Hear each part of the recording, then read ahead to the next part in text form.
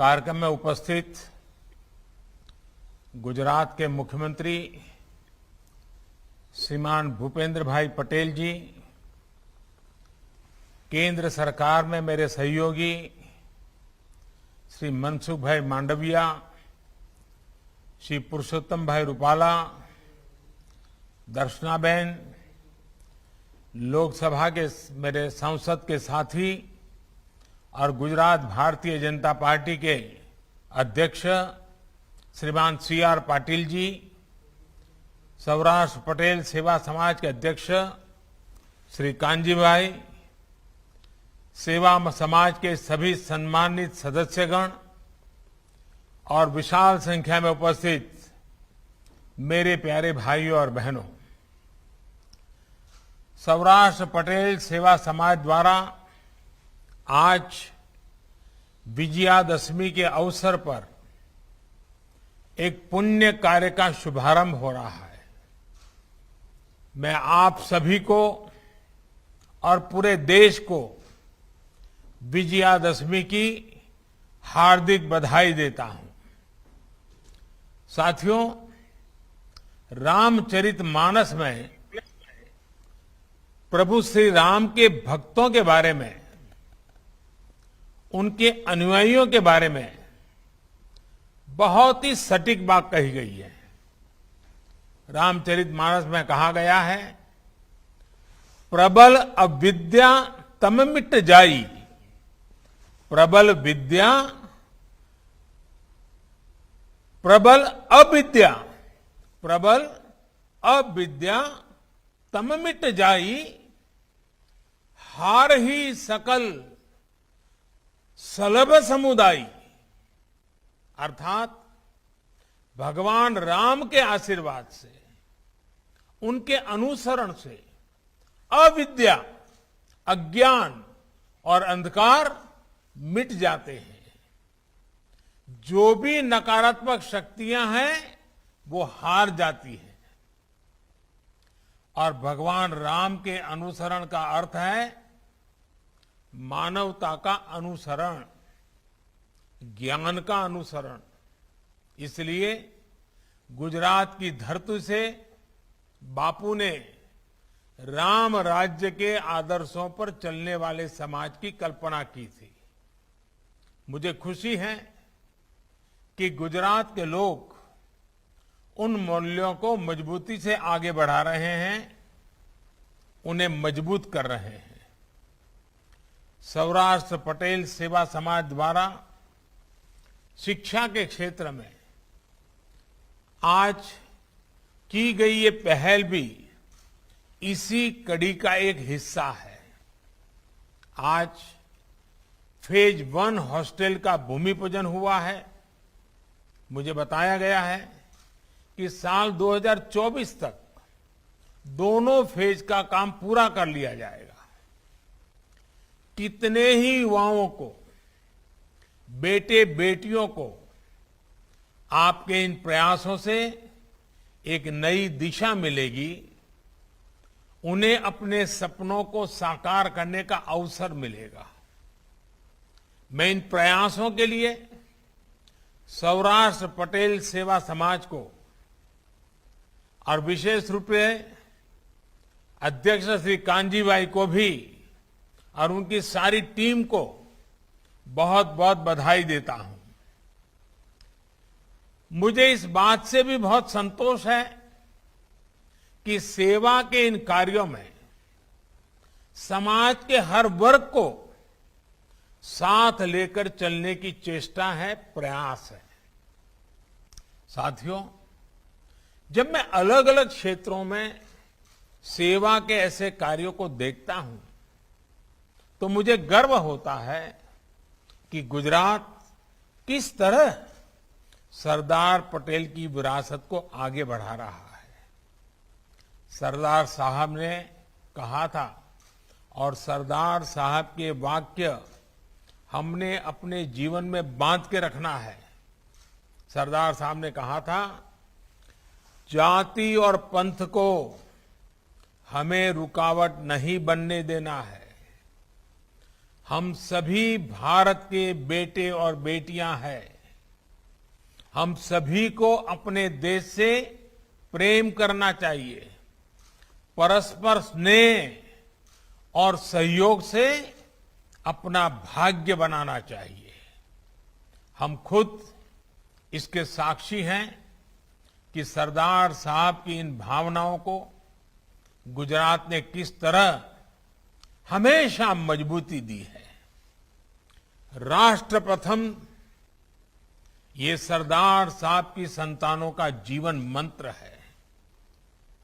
आप देश दुनिया में कहीं भी चले जाइए, गुजरात के लोगों में ये जीवन मंत्र आपको हर जगह दिखेगा।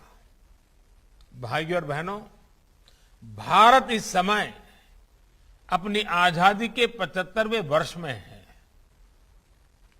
ये अमृतकाल हमें नए संकल्पों के साथ ही उन व्यक्तियों को याद करने की भी प्रेरणा देता है जिन्होंने जनचेतना जागृत करने में बड़ी भूमिका निभाई।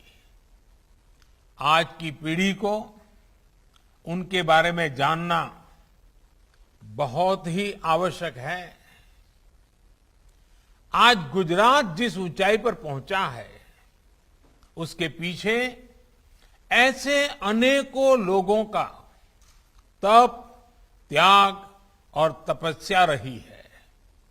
विशेषकर शिक्षा क्षेत्र में ऐसे ऐसे व्यक्तित्व हुए जिन्होंने गुजरात की शिक्षा व्यवस्था को मजबूत करने में बड़ी भूमिका निभाई। हम सब शायद जानते होंगे, उत्तर गुजरात में जिनका जन्म हुआ और आज गुजरात के हर कोने में उनको याद किया जाता है, ऐसे ही एक महापुरुष थे श्री छगन भा। उनका दृढ़ विश्वास था कि शिक्षा ही समाज के सशक्तिकरण का सबसे बड़ा माध्यम है। आप कल्पना कर सकते हैं, आज से 102 साल पहले 1919 में उन्होंने कड़ी में सर्व विद्यालय केळवणी मंडल की स्थापना की थी। ये छगन भा का ये दूरदृष्टि काम था, ये उनकी दृष्टि थी, उनका विजन था, उनका जीवन मंत्र था, कर भला होगा भला। और इसी प्रेरणा से वो आने वाली पीढ़ियों के भविष्य को संवारते रहे। जब 1929 में गांधी जी छगन भाजी के मंडल में आए थे, तो उन्होंने कहा था कि छगन भा बहुत बड़ा सेवा कार्य कर रहे हैं। उन्होंने लोगों से ज्यादा संख्या में अपने बच्चे छगन भा के ट्रस्ट में पढ़ने के लिए भेजने को कहा था। साथियों, देश की आने वाली पीढ़ियों के भविष्य के लिए अपना वर्तमान खपा देने वाले ऐसे ही एक और व्यक्ति का जिक्र मैं जरूर करना चाहूंगा। वो थे भाई काका। भाई काका ने आणंद और खेड़ा के आसपास के इलाके में शिक्षा व्यवस्था को मजबूत करने के लिए बहुत काम किया था। भाई काका स्वयं तो इंजीनियर थे, करियर अच्छा चल रहा था, लेकिन सरदार साहब के एक बार कहने पर उन्होंने नौकरी छोड़ दी और अहमदाबाद म्युनिसिपैलिटी में काम करने आ गए थे। कुछ समय बाद वो चरोतर चले गए थे, जहां उन्होंने आणंद में चरोतर एजुकेशन सोसाइटी का काम संभाला। बाद में वो चरोतर विद्या मंडल से भी जुड़ गए थे। भाई काका ने उस दौर में एक रूरल यूनिवर्सिटी का सपना भी देखा था। एक ऐसी यूनिवर्सिटी जो गांव में हो और जिसके केंद्र में ग्रामीण व्यवस्था के विषय हो। इसी प्रेरणा से उन्होंने सरदार वल्लभ भाई पटेल यूनिवर्सिटी के निर्माण में अहम भूमिका निभाई थी। ऐसे ही भिखाभाई पटेल भी थे, जिन्होंने भाई काका और सरदार पटेल के साथ काम किया था। साथियों, जो लोग गुजरात के बारे में कम जानते हैं, उन्हें मैं आज वल्लभ विद्यानगर के बारे में भी बताना चाहता हूं। आप में से काफी लोगों को पता होगा, ये स्थान करमसद, बाकरोल और आणंद के बीच में पड़ता है। इस स्थान को इसलिए विकसित किया गया था ताकि शिक्षा का प्रसार किया जा सके, गांव के विकास से जुड़े कामों में तेजी लाई जा सके। वल्लभ विद्यानगर के साथ सिविल सेवा के दिग्गज अधिकारी एचएम पटेल जी भी जुड़े थे। सरदार साहब जब देश के गृह मंत्री थे तो एचएम पटेल जी उनके काफी करीबी लोगों में गिने जाते थे। बाद में वो जनता पार्टी की सरकार में वित्त मंत्री भी बने। साथियों, ऐसे कितने ही नाम हैं जो आज मुझे याद रह रहे हैं। सौराष्ट्र की अगर बात करें, हमारे मोहनलाल लालजीभाई पटेल, जिनको हम मोला पटेल के नाम से जानते थे, मोला पटेल ने एक विशाल शैक्षिक परिसर का निर्माण करवाया था। एक और मोहन भाई बिरजीभाई पटेल जी 100 साल से भी पहले पटेल आश्रम के नाम से एक छात्रावास की स्थापना कर अमरेली में शिक्षा व्यवस्था को मजबूत करने का काम किया था। जामनगर में केशवजी भाई अरजी भाई विराणी और करसन भाई बेचर भाई विराणी, इन्हें दशकों पहले बेटियों को शिक्षित करने के लिए स्कूल और छात्रालय बनाए थे। आज नगीन भाई पटेल, साकरचंद भाई पटेल, गणपत भाई पटेल, ऐसे लोगों द्वारा किए गए प्रयासों का विस्तार हमें गुजरात के अलग अलग विश्वविद्यालयों के रूप में दिखता है। आज का ये सुअवसर इन्हें याद करने का भी बेहतरीन दिन है। हम ऐसे सभी व्यक्तियों की जीवन गाथा को देखें तो पाएंगे कि किस तरह छोटे छोटे प्रयासों से उन्होंने बड़े बड़े लक्ष्यों को प्राप्त करके दिखाया। प्रयासों की यही सामूहिकता बड़े से बड़े नतीजे लाकर दिखाती है। साथियों, आप सबके आशीर्वाद से मुझ जैसे अत्यंत सामान्य व्यक्ति को, जिसका कोई पारिवारिक या राजनीतिक बैकग्राउंड नहीं था, जिसके पास जातिवादी राजनीति का कोई आधार नहीं था, ऐसे मुझ जैसे एक सामान्य व्यक्ति को आपने आशीर्वाद देकर गुजरात की सेवा का मौका 2001 में दिया था। आपके आशीर्वाद की ताकत इतनी बड़ी है कि आज 20 साल से अधिक समय हो गया, फिर भी अखंड रूप से पहले गुजरात की और आज पूरे देश की सेवा करने का सौभाग्य मिला है। साथियों, सबका साथ, सबका विकास का सामर्थ्य क्या होता है, ये भी मैंने गुजरात से ही सीखा है। एक समय गुजरात में अच्छे स्कूलों की कमी थी, अच्छी शिक्षा के लिए शिक्षकों की कमी थी। उमिया माता का आशीर्वाद लेकर, खोड़ल धाम के दर्शन करके मैंने इस समस्या के समाधान के लिए लोगों का साथ मांगा, लोगों को अपने साथ जोड़ा। आपको याद होगा, गुजरात ने इस परिस्थिति को बदलने के लिए प्रवेशोत्सव की शुरुआत की थी। स्कूलों में शिक्षा की गुणवत्ता बढ़े, इसके लिए साक्षरदीप और गुणोत्सव शुरू किया गया था। तब गुजरात में बेटियों के ड्रॉप आउट की भी एक बड़ी चुनौती थी। अभी हमारे मुख्यमंत्री भूपेंद्र भाई ने इसका वर्णन भी किया। इसके कई सामाजिक कारण तो थे ही, कई व्यवहारिक कारण भी थे। जैसे कितनी ही बेटियां चाहकर भी इसलिए स्कूल नहीं जा पाती थी क्योंकि स्कूलों में बेटियों के लिए शौचालय ही नहीं होते थे। इन समस्याओं के समाधान के लिए गुजरात ने पंचशक्तियों से प्रेरणा पाई। पंचामृत, पंचशक्ति यानी ज्ञान शक्ति, जनशक्ति, जल शक्ति, ऊर्जा शक्ति और रक्षा शक्ति। स्कूलों में बालिकाओं के लिए शौचालय बनवाए गए। विद्या लक्ष्मी बॉन्ड, सरस्वती साधना योजना, कस्तूरबा गांधी बालिका विद्यालय, ऐसे अनेक प्रयासों का परिणाम यह हुआ कि गुजरात में न केवल पढ़ाई का स्तर बेहतर हुआ, बल्कि स्कूल ड्रॉप आउट रेट भी तेजी से कम हुआ।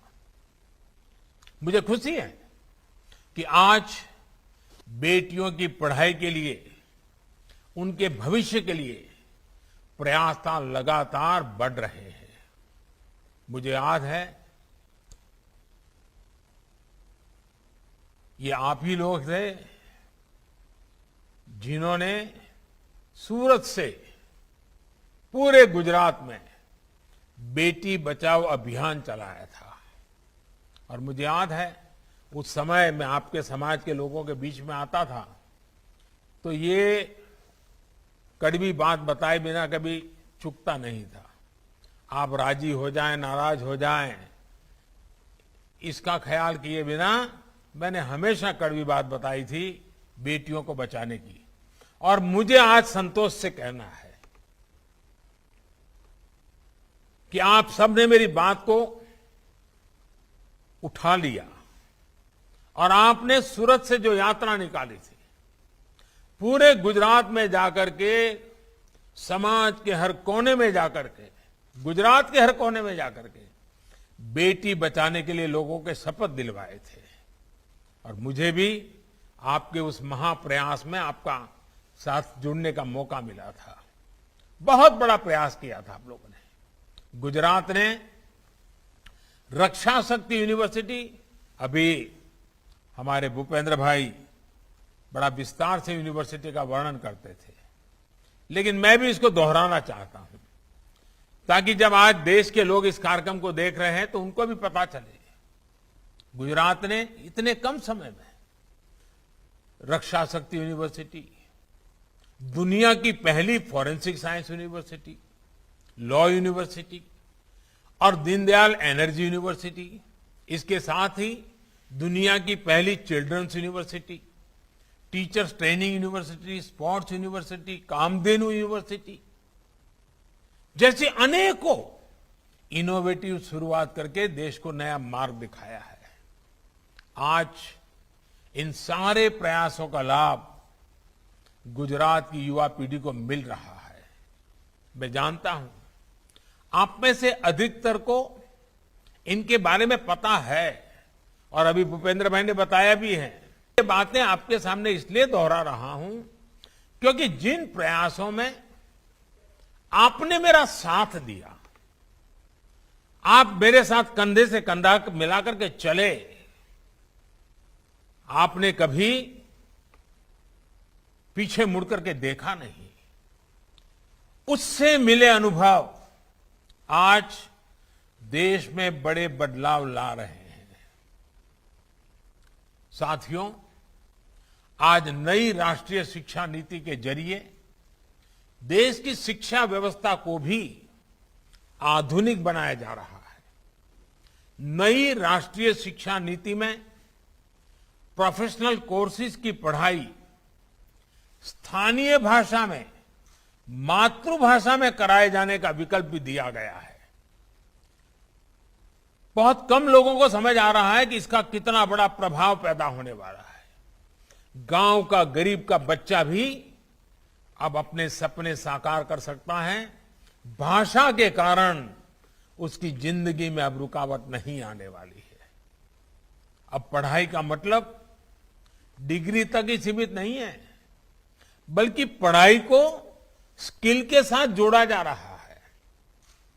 देश अपनी पारंपरिक स्किल को भी अब आधुनिक संभावनाओं से जोड़ रहा है। साथियों, स्किल का क्या महत्व होता है, इसे आपसे ज्यादा और कौन समझ सकता है। एक समय आप में से अधिकांश लोग सौराष्ट्र में अपना घर छोड़कर, खेत खलिहान छोड़कर, अपने दोस्त रिश्तेदार छोड़कर हीरा घिसने, हीरा घसू के रूप में सूरत आए थे। एक छोटे से कमरे में 8-8, 10-10 लोग रहा करते थे, लेकिन ये आपकी स्किल ही थी, आपका कौशल ही था, जिसकी वजह से आज आप लोग इतनी ऊंचाई पर पहुंचे हैं। और पांडुरंग शास्त्री जी ने तो आपके लिए कहा था, रत्न कलाकार कहा था। हमारे कान्जी भाई तो स्वयं में एक उदाहरण है। अपनी आयु की परवाह न करते हुए वो पढ़ते ही गए, नया नया कौशल अपने साथ जोड़ते ही चले गए। और शायद आज भी पूछोगे कि कांजी भाई कोई पढ़ाई वढ़ाई चल रही है क्या, तो हो सकता है कुछ तो पढ़ते ही होगी। ये बहुत बड़ी बात है जी। साथियों, स्किल और इकोसिस्टम से मिलकर आज नए भारत की नींव रख रहे हैं। स्टार्टअप इंडिया की सफलता हमारे सामने है।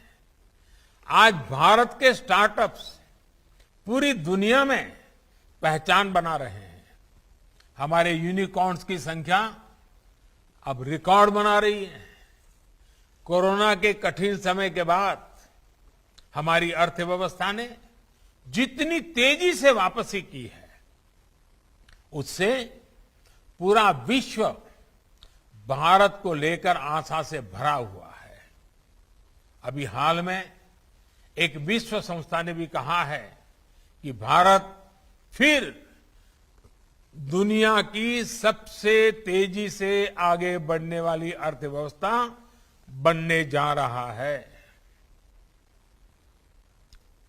मुझे विश्वास है, गुजरात राष्ट्र निर्माण के अपने प्रयासों में हमेशा की तरह सर्वश्रेष्ठ रहेगा, सर्वश्रेष्ठ करेगा।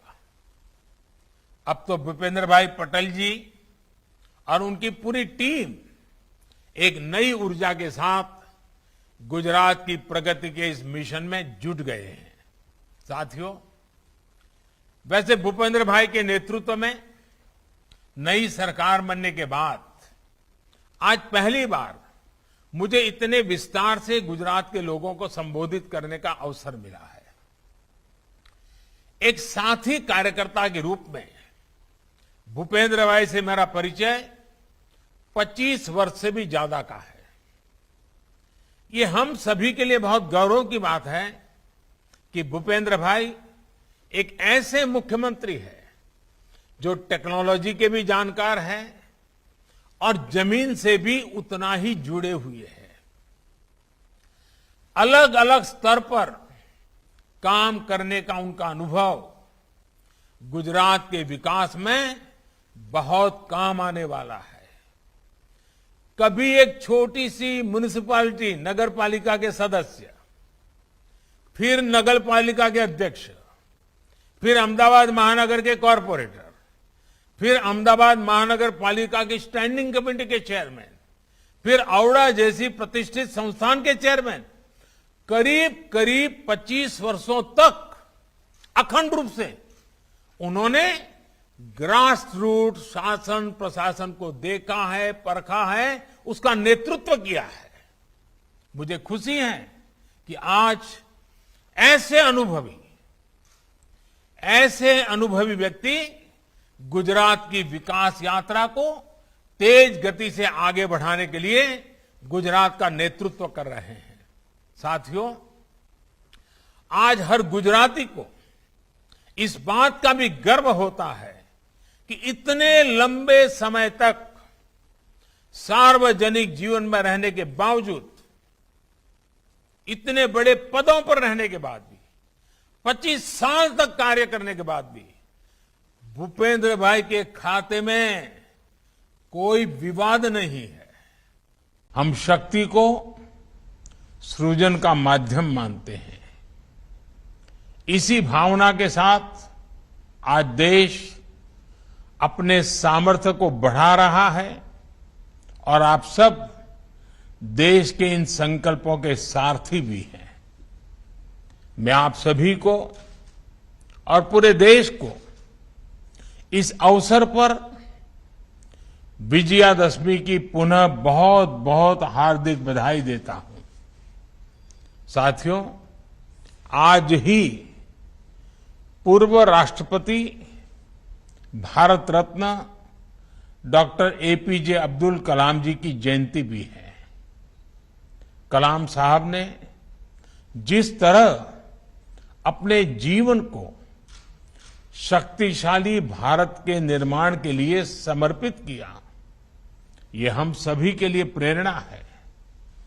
रक्षा क्षेत्र में आज जो 7 नई कंपनियां उतरने जा रही है, वो समर्थ राष्ट्र के उनके संकल्पों को और मजबूती देगी। साथियों, इस वर्ष भारत ने अपनी आजादी के 75वें साल में प्रवेश किया है। आजादी के इस अमृत काल में देश एक नए भविष्य के निर्माण के लिए नए संकल्प ले रहा है और जो काम दशकों से अटके थे, उन्हें पूरा भी कर रहा है। 41 ऑर्डिनेंस फैक्ट्रीज को नए स्वरूप में किए जाने का निर्णय, 7 नई कंपनियों की ये शुरुआत देश की इसी संकल्प यात्रा का हिस्सा है। ये निर्णय पिछले 15-20 साल से लटका हुआ था। मुझे पूरा भरोसा है कि ये सभी 7 कंपनियां आने वाले समय में भारत की सैन्य ताकत का एक बहुत बड़ा आधार बनेगी। साथियों, हमारी ऑर्डिनेंस फैक्ट्रीज कभी दुनिया की शक्तिशाली संस्थाओं में गिनी जाती थी। इन फैक्ट्रीज के पास 100-150 साल से भी ज्यादा का अनुभव है। विश्व युद्ध के समय भारत की ऑर्डिनेंस फैक्ट्रीज का दमखम दुनिया ने देखा है। हमारे पास बेहतर संसाधन होते थे, वर्ल्ड क्लास स्किल होता था। आजादी के बाद हमें जरूरत थी इन फैक्ट्रीज को अपग्रेड करने की, न्यू एज टेक्नोलॉजी को अपनाने की, लेकिन इस पर बहुत ध्यान नहीं दिया गया। समय के साथ भारत अपनी सामरिक जरूरतों के लिए विदेशों पर निर्भर होता गया। इस स्थिति में परिवर्तन लाने में ये नई 7 डिफेंस कंपनियां बहुत बड़ी भूमिका निभाएगी। साथियों, आत्मनिर्भर भारत अभियान के तहत देश का लक्ष्य भारत को अपने दम पर दुनिया की बड़ी सैन्य ताकत बनाने का है। भारत में आधुनिक सैन्य इंडस्ट्री के विकास का है।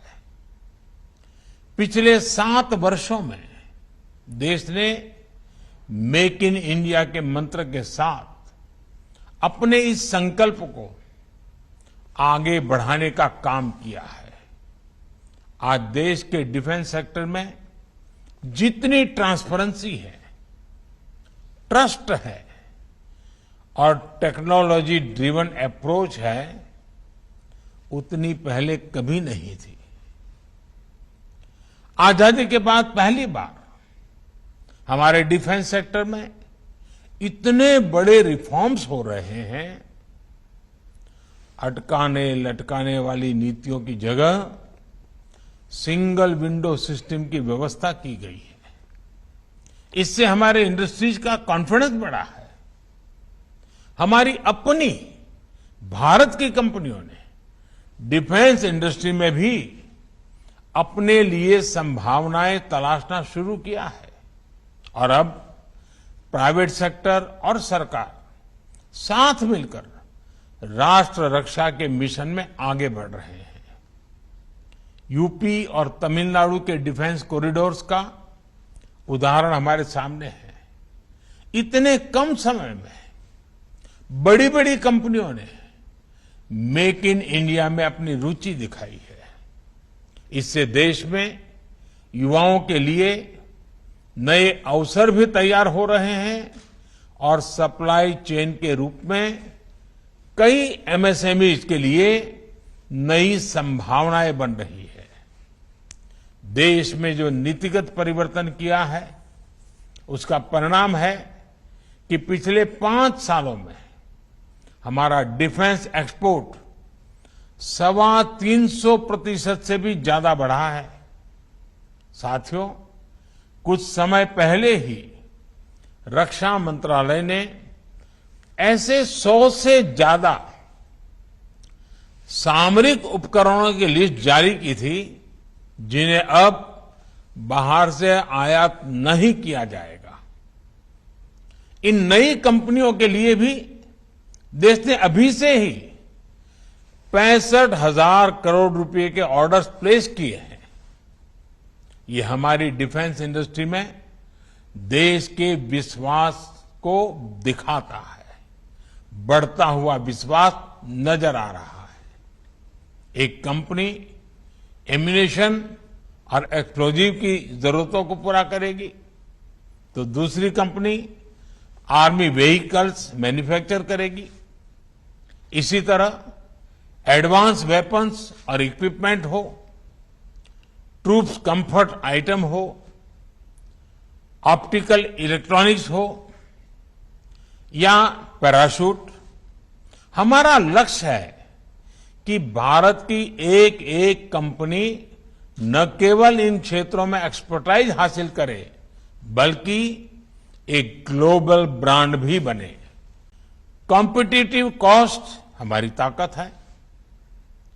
क्वालिटी और रिलायबिलिटी हमारी पहचान होनी चाहिए।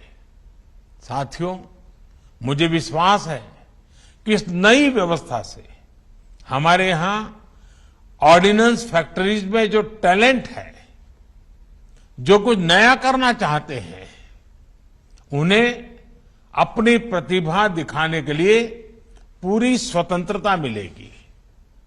जब इस प्रकार के एक्सपर्टीज को इनोवेशन का अवसर मिलता है, कुछ कर दिखाने का अवसर मिलता है, तो वो कमाल करके दिखाते हैं।